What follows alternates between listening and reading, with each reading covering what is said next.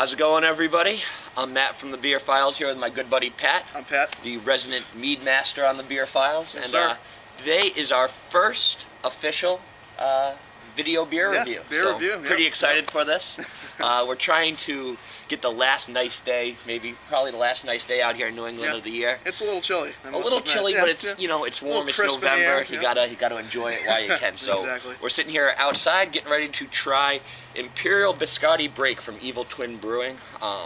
It is an 11.5% Imperial Stout, and they say it is brewed with coffee beans and with natural flavors, so they don't really specify too much what's in there, but I like the coffee aspect. Absolutely. I'm definitely down for that. And I'm looking forward to it. Excited to give this guy a try. Yep. Evil Twin's an interesting brewery. They are what's called a nomad brewery, so they don't actually have a home. They travel all around brewing in different breweries all over the world right now. Let's talk about what we think's gonna happen with this beer. Well, I think it's going to be pretty big. I'm excited about the coffee aspect of it. And I'm thinking there's going to be a little bit of caramel, toffee kind of thing going on there. Absolutely. I mean, I feel like you're looking for that quintessential coffee shop feel. You want to feel like you're sitting outside at a coffee shop somewhere in Europe, and and sipping on that coffee, enjoying a piece of biscotti. I think like you said, a lot of toffee. A lot of dark caramel notes. We'll see what the boozy notes are like in this one. See if it's toned down or if I'm guessing it's going to be hidden pretty well. Based on the coffee and the flavor and whatnot. I think knock on wood. I'm hoping that it's pretty well hidden, pretty subtle. Absolutely. And again, I wanna see those flavors that remind me of a coffee shop, and I want it to be nice, medium to full bodied. I want it to linger for a little while and not fade too quick. I'm pretty excited, so let's give it a try. Let's do it.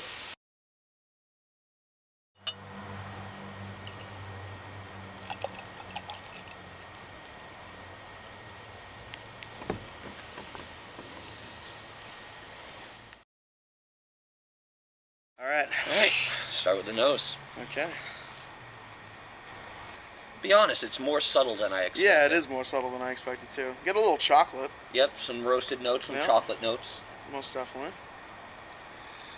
Well, it poured a fantastic head. Yeah, it was very gorgeous head. I like that tan.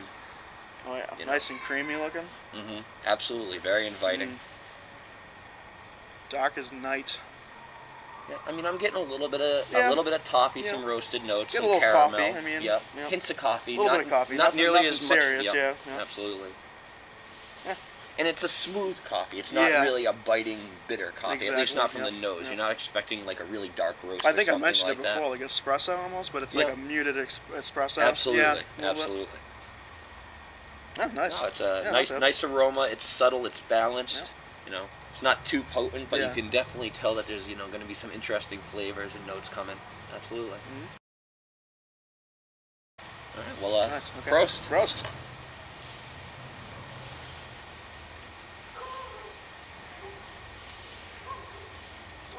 Now see, that's night and day almost. Yeah. I mean, the aroma was really subtle. I can get the dark chocolate this on stuff the end out, there, but now when you take a sip of this and when you actually get to taste it, everything's just popping out of you with tons of different flavors. Absolutely. Coffee, chocolate. Yep, coffee and chocolate's absolutely there. A lot of roasted notes, caramel, almost a hint of like molasses. Exactly.